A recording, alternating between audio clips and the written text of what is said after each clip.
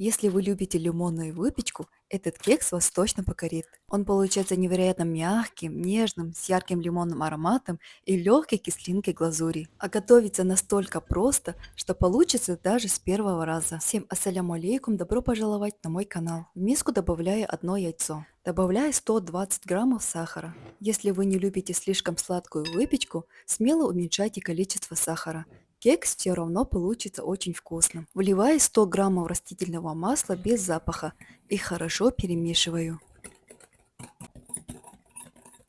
Теперь снимаю цедру с одного лимона и добавляю в тесто. Старайтесь натирать только желтую часть кожуры. Белая может придать горечь.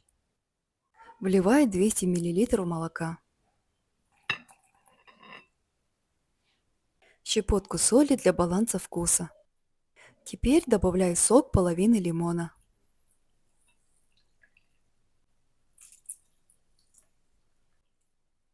Хорошо перемешиваю, чтобы сахар максимально растворился. В сито высыпаю муку вместе с разрыхлителем и просеиваю прямо в миску. Просеивание делает выпечку более воздушной и помогает избежать комочков. Пока вы смотрите это видео, напишите в комментариях, из какой страны или города вы меня смотрите. Просто интересно знать, куда попало мое видео.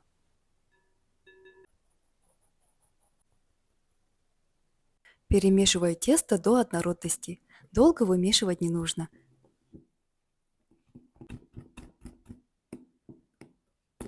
Вот такая текстура у нас должна получиться. Густая, как сметана.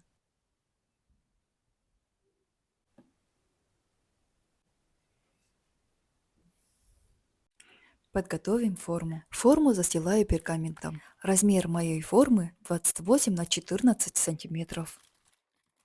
Выливаю тесто.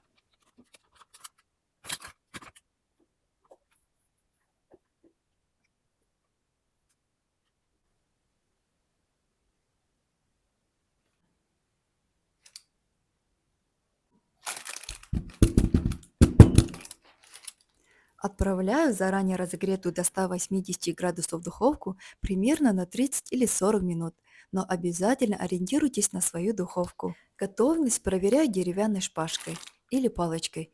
Если она выходит сухой, значит кекс готов. Даю ему немного постоять, затем аккуратно достаю из формы и полностью остужаю на решетке. Так нижняя часть не станет влажной.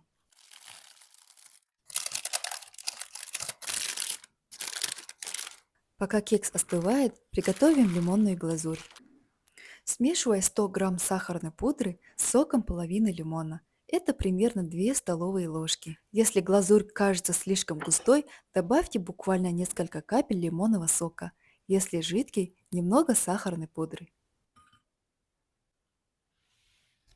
Поливаю кекс глазурью. Если кекс еще теплый, глазурь останется прозрачной. После полного остывания она станет красивой белой матовой корочкой. Ну а теперь самое приятное. Разрезаем и пробуем.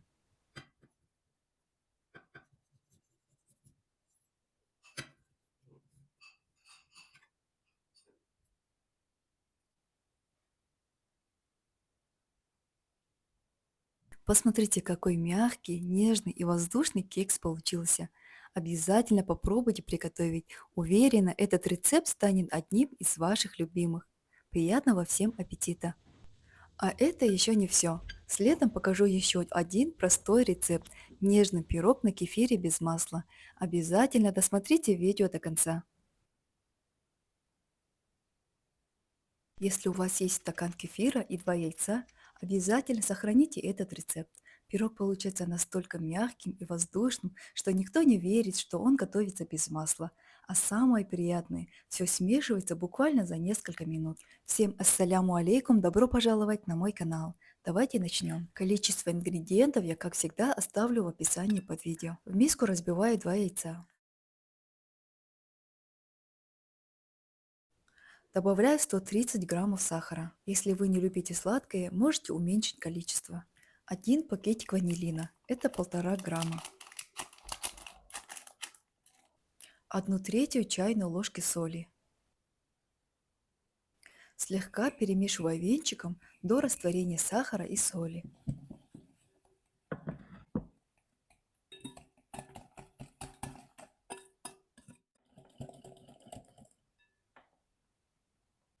Теперь вливаю 250 миллилитров кефира, аккуратно перемешивая до однородности.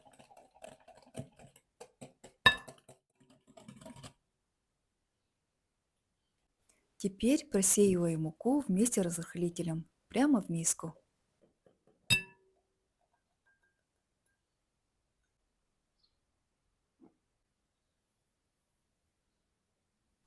Немного перемешала лопаткой. Благодаря просеиванию тесто получается более воздушным и нежным.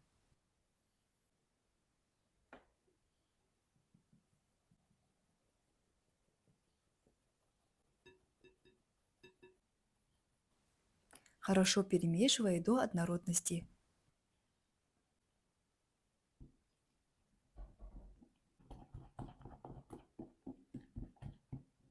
Вот такое тесто у вас должно получиться. Густая, как сметана. И напоследок добавляю 100 граммов изюма. Все хорошо перемешиваю.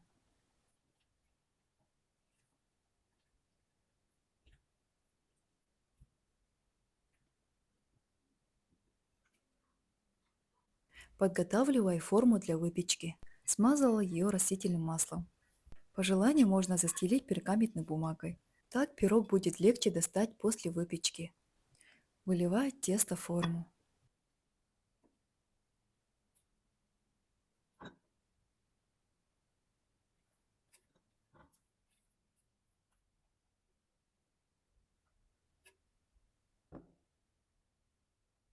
Равномерно распределяю тесто с помощью лопатки.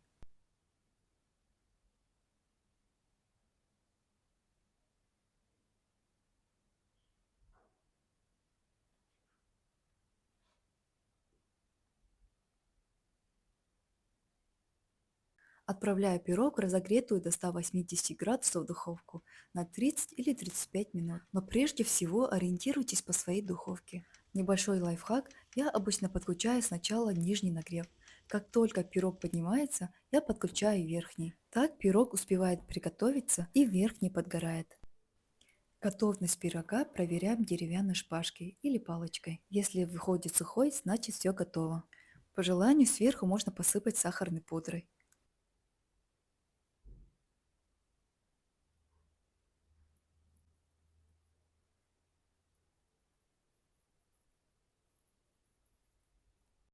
Давайте разрежем наш пирог и посмотрим, как внутри получилось.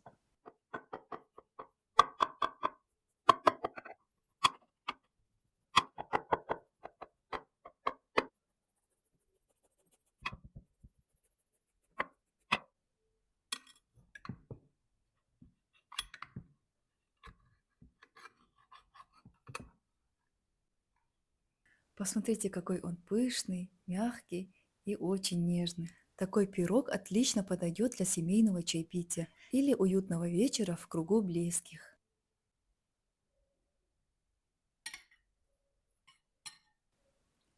Давайте попробуем. Начинаем с бисмиллях. Как видите, он очень пористый, мягкий, как облачко. Спасибо, что готовите вместе со мной. Желаю вам мира, добра и благополучия. Пусть в вашем доме всегда будет тепло, уютно и вкусно. И за столом собираются самые дорогие люди. Приятного всем аппетита и до новых рецептов. Ассаляму алейкум.